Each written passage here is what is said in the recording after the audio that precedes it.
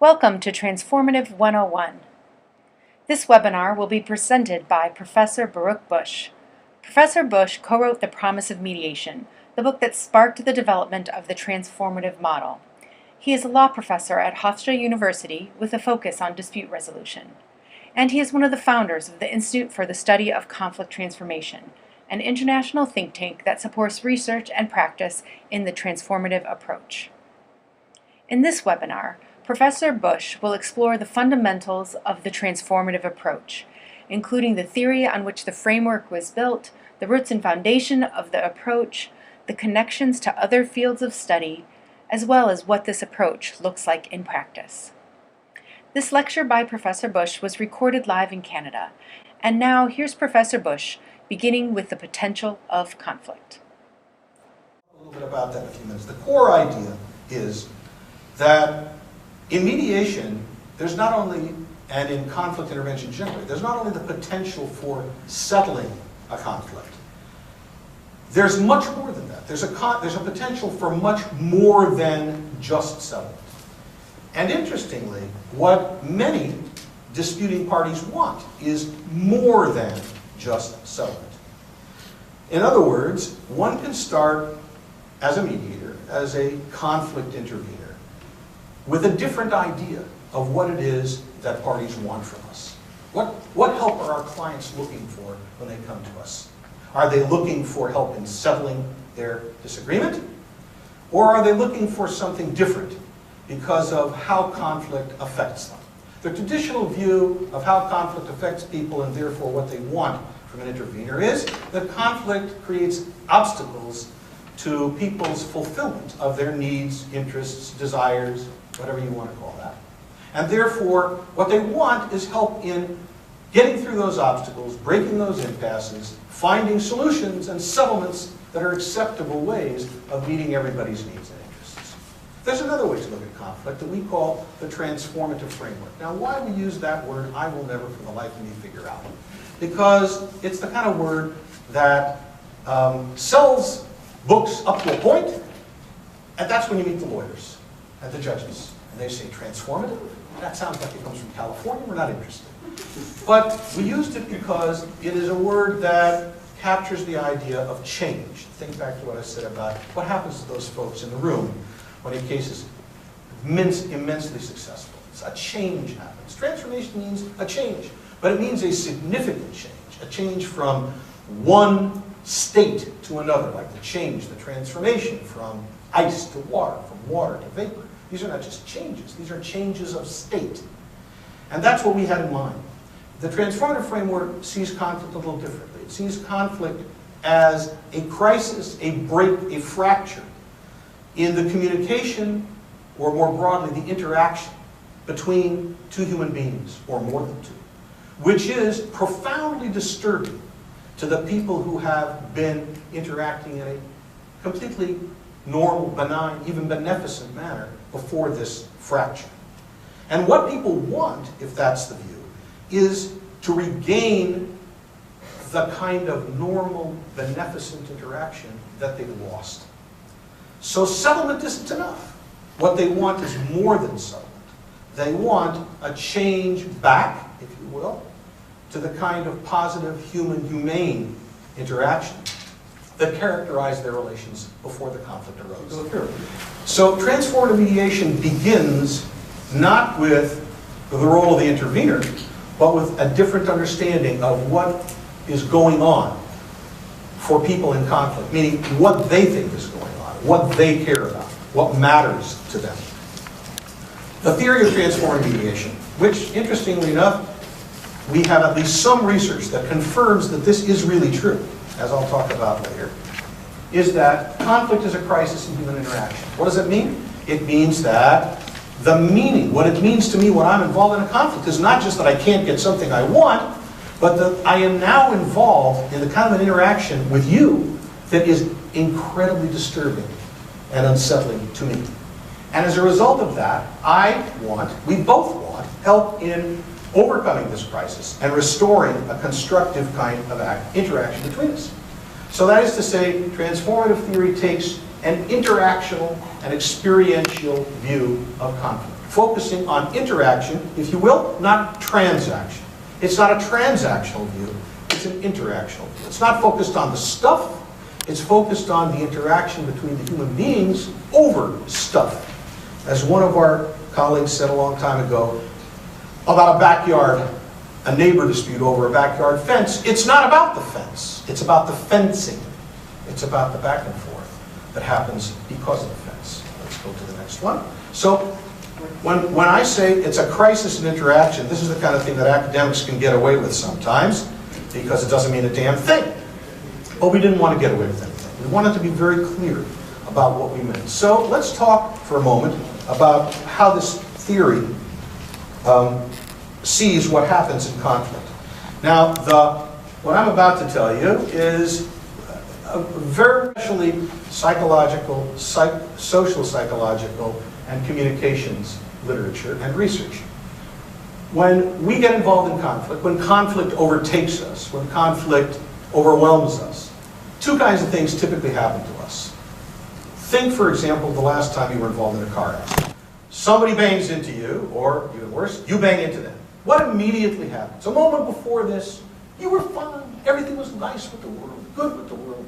It may have happened on a freeway as you're driving along side by side with a guy in the next car. He's listening to his music, you're listening to your music, probably aren't the same, but it doesn't matter. Each one of you is going to do as you're driving along, and everything's nice. And then all of a sudden, for some reason, somebody swerves.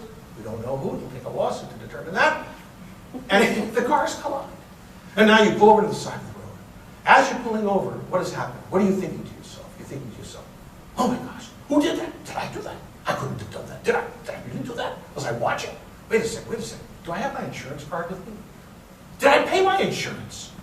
Is it on this car? Did I ever get insurance? What am I going to do? So you immediately descend into a state of being unsettled, confused, fearful, disorganized, unsure of yourself, unable to articulate anything, scattered, right?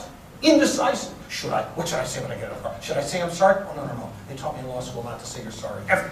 I want to say I'm sorry. Don't say you're sorry. I can't make it, right? So this is a state of mind, an experience of weakness, not meaning I'm not wealthy, I'm poor, I'm not strong, I'm weak, meaning I go to pieces, literally.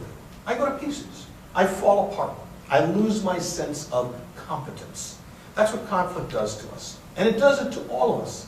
It does it to everybody from the stock mover in the stockroom to the CEO in his office. When the CEO hears there's a strike, believe you me, all of this happens. All of this happens. So this is the phenomenon of weakness as a state that suddenly emerges as a result of involvement in conflict. But that's not the whole story. There's more. It gets worse. Because at the same time that I suddenly become, even though I'm normally a together kind of guy, I suddenly go to pieces in my sense of self, right?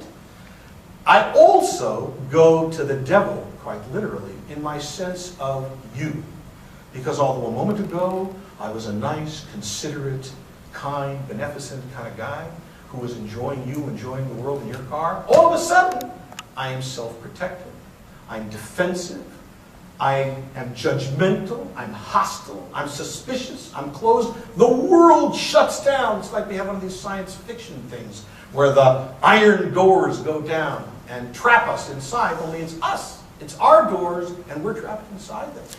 So this is the phenomenon we call self-absorption. We can call these two aspects of conflict. No, one state relates to sense of self, the other relates to sense of other. Instead of a positive sense of self and a positive sense of other, conflict almost inevitably provokes a negative sense of both self and other on the part of everyone involved. So if that's true, actually it gets even worse than that. Why? Because these two negative states are not independent, right? They're linked. Let's try the next slide. Hopefully that's exactly, okay? So each of us feels in our own place that we are now in a state of weakness and self-absorption. but these feed one another. The weaker I get, the more self-absorbed I get. The less I feel I'm in control, the more I close down to you. The more I close down to you, the more I lash out at you, and the weaker you feel, because you're under attack. And in fact, the more I lash out at you, the more I feel out of control. So weakness breeds self-absorption, which breeds more weakness in a vicious circle. Now, that's all happening to each of us on our sides of the table, roadside, whatever it is. What happens to the interaction between us? When two weak and self-absorbed people, we can use other labels for this. Weakness, we could also call incompetence. Self-absorption, we could also call self-centeredness. Weakness, we could call helplessness.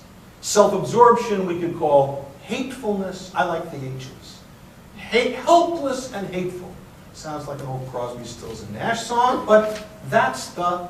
You guys know Crosby, Stills and Nash up here? Sure. You know Joni Mitchell, right? Yeah. Right, same era. So, helpless and hateful.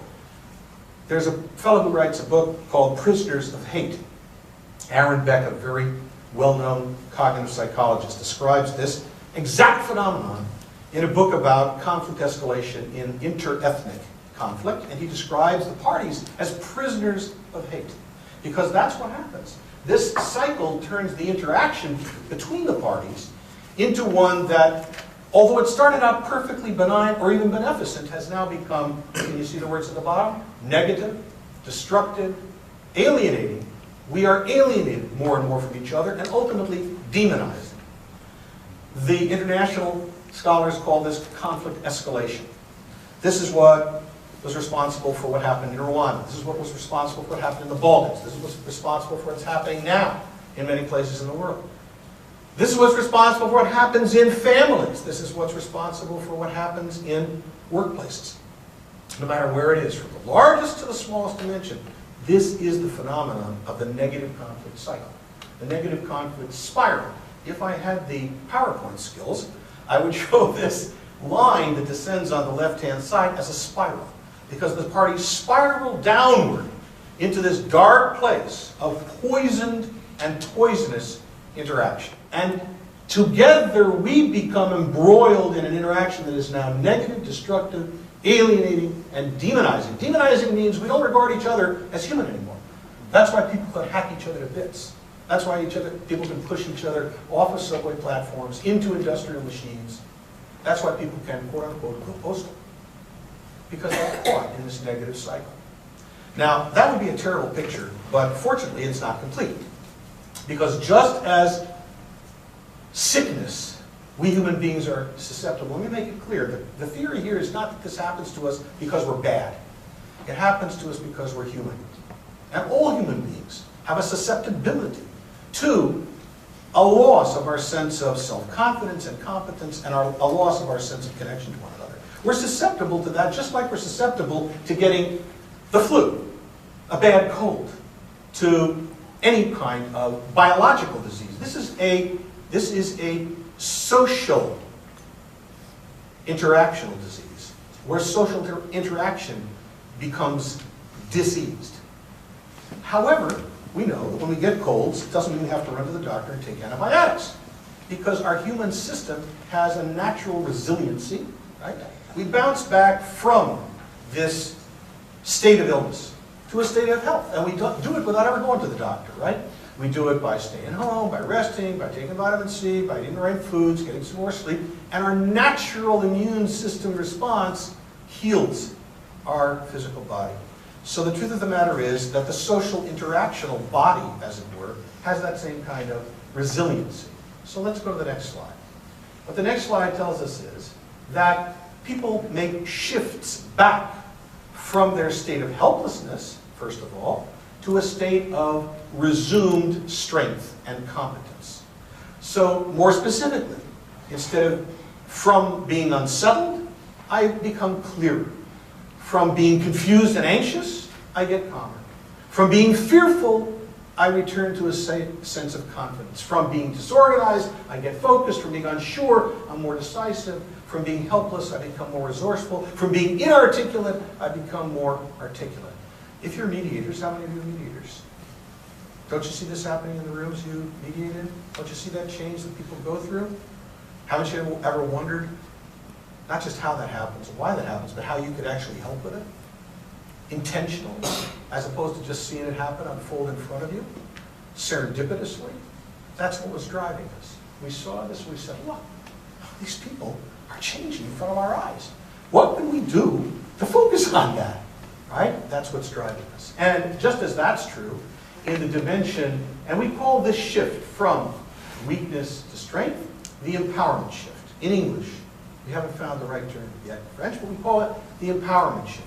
Meaning not that somebody got richer, or more resources, or more troops, but that they regained a sense of competence of self. They reconnected with their capacity to handle the situation. And similarly, let's go to the next one. Similarly, although it's sometimes a little more difficult, people also shift back in their sense of other. So I started out self-protective and closed, but I become more attentive. I started defensive, but I become more open. I started hostile, I become more civil, friendly. I started out suspicious, I become more trusting. I started out closed, and I can open up. And if we put all of this together, it looks something like this. Let's go to the next slide. It looks like what we call conflict transformation, right? Because on the side of strength and responsiveness, we could also use other terms here. Strength, we could substitute competence. We could substitute in the fancy academic word agency, autonomy. My sense of agency returns. My sense of being a subject in control of my life and not an object tossed around by circumstance returns. We can, instead of responsiveness, talk about connection to other. Talk about empathy or understanding. All synonyms, right? And on this side, it's also a feedback loop. The stronger I get, the more open I get to you. The calmer I am, the stronger I feel, the stronger my footing, the easier it is for me to begin listening to you, opening up to you, recognizing that you're even there in the middle of negative conflict. Most people are not really too conscious that there's another person in the room. Or, if they are, that that other person is saying anything, right? We're not listening to anything that they're saying because we're closed down. But as we get stronger, we open up. And as we open up, we get stronger. Because as I open up to you, and you're under less sense of threat, you feel stronger. And as I open up to you and realize I'm opening up to you, I feel stronger just because I have done that. In other words, magnanimity builds strength. When I find myself being generous and magnanimous to you, I realize I am actually coming back to myself now. And when this happens, this time it's a virtuous feedback, a virtuous circle of positive conflict instead of a vicious circle of negative conflict. When that happens to each of us in our positions, what happens to the interaction between us? The answer is it regenerates. Just as it degenerated at first, it now regenerates. The international relations people would say just as conflict can escalate, it can de-escalate.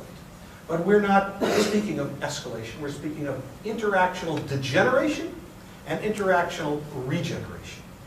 And that regeneration ultimately leads us to an interaction which is, instead of negative, destructive, alienating, and demonizing, but rather positive, constructive, connecting, and humanizing. Even if we have not yet reached a solution or an agreement, on the way to reaching a solution or agreement. In other words, we are doing positive conflict. Now, of course, once people start doing positive conflict instead of negative conflict, the likelihood of reaching agreement, solution, finding solutions to problems is very, very high. As one of our colleagues in the Postal Service told us, confident, competent, connected people find solutions to their problems. Confident, connected people don't hurt each other. Of course, it's problematic. We don't have a mediator. What does a mediator have to do with this, right? How does a mediator help here? So the answer is, sometimes, most of the time, this transformation happens by itself very quickly. When we stopped in our car accident, both of us came back to ourselves, we exchanged our insurance cards, we calmed down, and we drove away, and we went on to our day. When people bump into each other on the subway platform in New York, they don't kill each other. That's always the amazing thing. I've been riding the subways in New York for years, and I can't understand how people still are alive. Because there's so much conflict. And it starts, it builds up, and then it calms down. Oh, bumping into me, what you mean? You're trying to do? Throw me on the tracks. Oh, I'm sorry. Oh, okay. And it's gone. It comes up and it goes down. We have conflicts at home, and they go into that place, and they run through that place, and we, okay, dear, I'm sorry. No, that's all right. Don't worry about it. I'll take out the garbage. No problem. In the workplace, same thing. Most of the time, this happens without anybody ever noticing. Without anybody ever noticing. When do we notice? We notice when we get stuck. When people are stuck in that negative, destructive, demonizing corner. Because for some reason, they haven't been able to bounce back. They haven't been able to bounce back. And our theory is that's one of the reasons, one of the major reasons why people seek help from those of us who call ourselves mediators. Now we can look up on the wall and you can see that picture. But in my picture, what you see is that little red prism in the lower left-hand corner. That's the prison of negative conflict. That's Aaron Beck's Prisoners of Hate corner. And when people can't shift back, and you see those red lines across the empowerment and recognition bridges, when people get blocked on those bridges and they can't regain their sense of competence or their sense of responsiveness, then they are stuck in a very poisonous place. And finally, the last piece of this theory is, let's move to the next slide and see if it says this. Yeah. What we also suggested in our theory was, this is not just describing what happens in conflict, and that people, in fact, do most of the time, come back to themselves and each other. It suggests more. It suggests that that's what matters to people in conflict. That's what they're looking for. And that's the meaning of this diagonal arrow over my messy picture. That diagonal arrow says, when people are stuck in the negative conflict corner, what they want as much or more than anything else is to get out of that prison, is to return to a state of competency and connection, autonomy and understanding, agency and empathy. And the reason they do is, in other words, that's their motivation. That's what matters to them. And the reason is a theory of, if you will, human identity, human nature or identity. And that theory is that at the core of our identity as human beings, collective identity, regardless of culture, regardless of historical tradition, at the core of our identity is a dual sense of ourselves as both individual agents and strongly connected fellows. Strongly connected, common fellows. This awareness of both agency and connection, we suggest, is the essence of human consciousness, the core of our identity as human beings. We don't suggest this. We find this across a whole range of literature: moral philosophy, political science, social science, anthropology, that suggests that this is who we are as human beings. Let's see the next slide. And because of that, the relational view of conflict which follows and flows from that is that disempowerment and disconnection, both of which are what happens in conflict. The diminishment of our sense of self, competence in self, and connection to one another threaten our essential identity. My identity is, I am a strong agent, strongly connected, empathetically to you. Suddenly, that's no longer true. Suddenly, I've lost who I am. In this sense, all conflict is, we could say, identity conflict. And therefore, negative conflict is a prison that traps people in a destructive and demonizing interaction that undermines their sense, their very sense of who they are. When workers in the workplace and managers in the workplace become trapped in that prison, it's not just that work becomes difficult, it's that work becomes dehumanized. The interaction between them becomes dehumanized. Work is not just to produce stuff. Work is where we spend a third of our lives. And when the workplace is poisoned with negative conflict, then our lives are diminished. There's a corresponding effect, of course, on productivity that matters to the bottom line. But the real problem is the interaction. And therefore, that arrow represents a strong impulse that folks have when we're in conflict to break out of prison, to break out of the prison of negative conflict. And therefore, people want to change this poisonous situation and return to a positive and humanizing interaction. And that is as important or more important to them than solving the problem itself. Now, it's interesting, if you ask me, well, is there any research that supports this? The answer to that is, you bet your life there is. Not that that would necessarily convince you, because we all know that research only convinces you of what you already believe in. But nevertheless, since you might want to believe in this, I'll give you 3 examples of research that actually tells us, yeah, this is what people want. There is a body of research that has developed for the last over 40 years, beginning in the mid-1970s, called the literature on so-called procedural justice. Some of you may be familiar with it. Most of it is associated with 2 guys, Tom Tyler and Alan Lind. Tom Tyler is now at Stanford. It actually originated with another pair of social scientists, Thibault and Walker, Lawrence Walker, who studied the levels of satisfaction that people had going through different kinds of social institutional processes, including dispute resolution, government participation, business management, education. In all of these processes, they found exactly the same thing. The processes that have the highest degree of satisfaction, most of this research is essentially like the research that we do after elections, right? We do exit surveys, and if it's a sophisticated exit survey, it doesn't just ask you who you voted for, but why you voted for them, right? So these exit surveys asked people, did you like this process? And if so, why? So the answer to that question has always been, for mediation, for example, the highest rate of satisfaction of all processes. Adjudication, arbitration, MEDAR, negotiation. Mediation is the highest satisfaction level.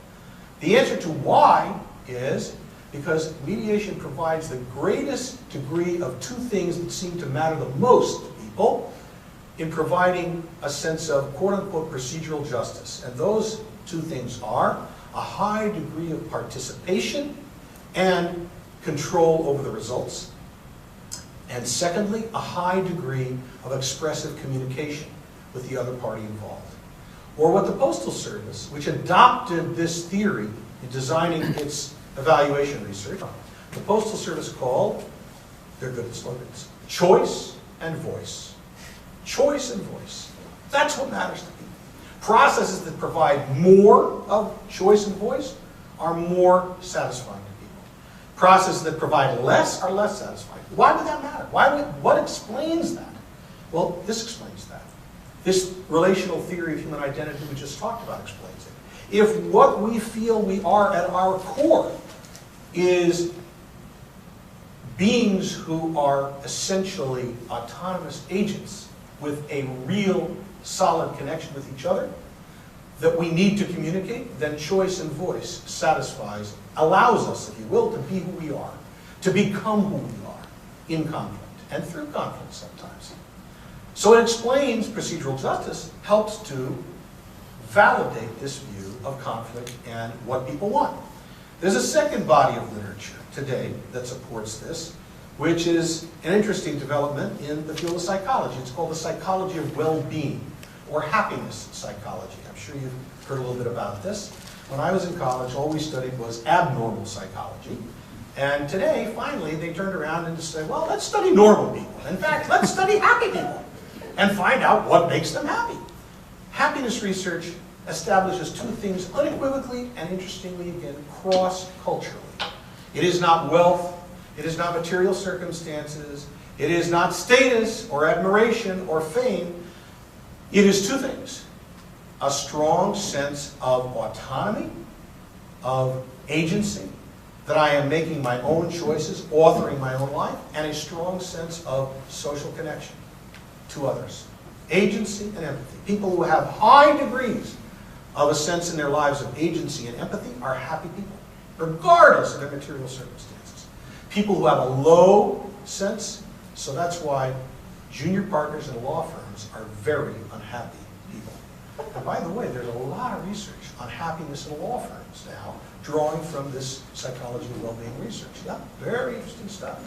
Why is that? Because lawyers are leaving the law firms in droves, at least they are in the United States. You can't pay us enough to make us suffer through this. And therefore, if you want to retain your good junior personnel, you have to find ways of creating a sense of agency and a sense of connection. What does it tell us? When the sense of agency and connection are threatened, people leave law firms. When the sense of agency and connection are disrupted and destroyed by negative conflict and the negative conflict cycle, people are very profoundly negatively affected, and they want some way of escaping from that situation. That some way is, or at least can be, transformative mediation. But I do want to tell you something about how transformative mediation works. How does a mediator help people walk across these bridges of regaining a sense of competence and regaining a sense of connection? And by the way, just as there are the virtuous cycle of positive conflict between compétence and ouverture, there is an overall positive cycle between empowerment and recognition. The more I shift back to my sense of strength, the more that allows me to open up and shift back to my sense of openness to you. And if that happens on both sides of the table, then overall our interaction, like a gyroscope, rights itself and returns to a positive, constructive, and humanizing sense. How does a mediator help with this? The most important answer to that question is that a mediator helps with this but does not take over. The two most fundamental principles of transformative mediation, which are not on that side of the room but are on that side of the room, still from our training course, where it says goals of médiateur transformatif, are these two goals. We support and never supplant party deliberation and decision-making. Why is that our goal? Because as people make decisions in the middle of a difficult situation, they regain their sense of capacity for self-determination, for agency. The only thing that helps people to regain that sense of strength of self is exercising the muscle of self-determination, of decision-making. If you are a coach, lift for a weightlifter, and every time the weightlifter has to pick up the bars, you bend down and lift them up for him, he's not going to gain a lot of muscle mass. If you're a coach for a runner, and you tie a rope to the guy's belt and pull him along with your car, he will probably suffer injuries, but he won't get any faster. If you make decisions for people, they won't regain their sense of being able to make decisions for and encounter difficulties themselves. And therefore, if I truly want to help people move, make the micro-mouvement their compétence, then my goal and my practices have to be supportive, but not supplanting. They have to support party deliberation, thought, reflection, and decision-making, but not supplant the parties. And that means that I have to be a non-directive intervener. I have to find ways of intervening that don't take away decisions from the parties, not only decisions about content, but decisions about process. I have to give up the sense that I should tell the parties what the stages are that they have to go through in this mediation, as opposed to letting them find their own way through and helping them do that. I have to give up my sense that I have to control the ground rules of this process and enforce them, and realize that people can make up their own guidelines, can stand up for themselves. And it is when they stand up for themselves, make their own rules, hold each other to their own rules, or decide to let go of the rules, that their decision-making leads them back to their own strength, their own capacity for agency. And that's the first principle, and the most fundamental principle, because unless people regain a sense of strength, unless and until, they will never regain a sense of connection with others. Think of our own conflicts. You do not open up to your wife after a fight until you come back to yourself, and vice versa. We can't open up to each other when we're still vulnerable and weak and threatened. We don't stop being hateful until we stop feeling helpless. So the fundamental principle is supporting and never supplanting party deliberation. This is a form of party-driven intervention. The mediator stands beneath the bridges and accompanies the party supportively across those bridges. There are a number of things, actually, concrete things, that mediators can and transformative mediators do to practice in that way. I want to point out the second fundamental principle. We support but never force. Support but never force. Inter-party recognition, communication, and perspective taking. In other words, reconsideration of each other's perspectives. So it is possible in mediation. I should know this because I practiced it for many years. I should know this because I wrote a case history for the first edition of our book, The Promise of Mediation, in which I was the mediator, in which I did just what this says not to do, which is to say, in a variety of ways, I pushed and pressured the parties to change the views of each other, change the way they looked at each other. In this orange book, I wrote a chapter in which I critically reflected on that case and said, you know what?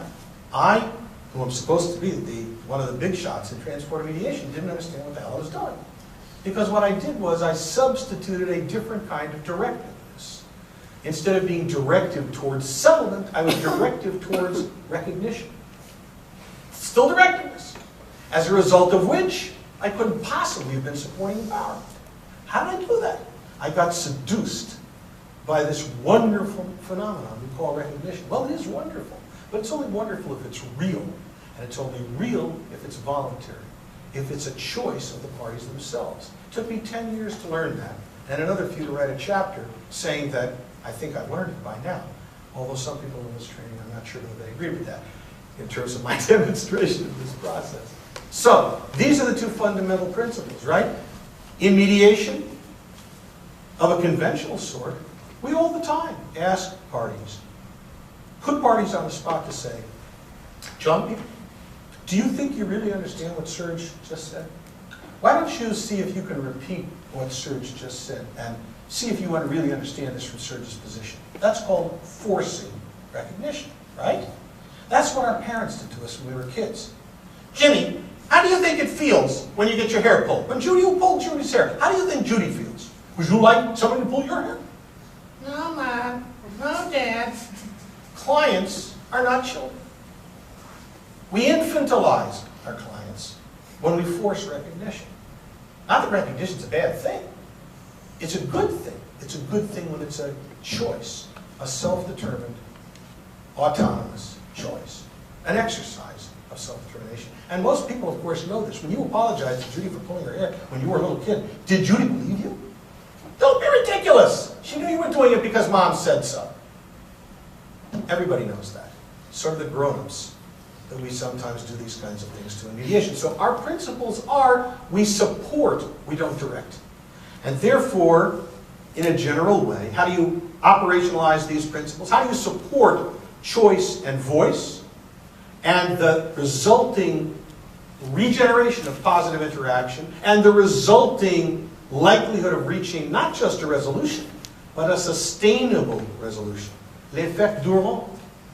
How do we do that? We support and not supplant. We support and we don't force. So we do a lot of things that look pretty strange. We allow the parties to chart the course. The mediator follows the parties, so there's no stages. There's no sequence.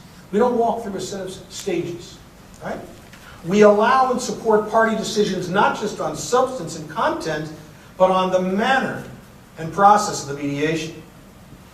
Whether they want to be emotional or not, scream, shout, cry, yell, or talk calmly, that's their choice. And we help them do whichever those things they want to do. And if they disagree about it, we help them have that disagreement. We help them to see it, and we help them to talk it through, to work it through, to the extent that they want to. And if they decide they don't want to, we allow them to leave.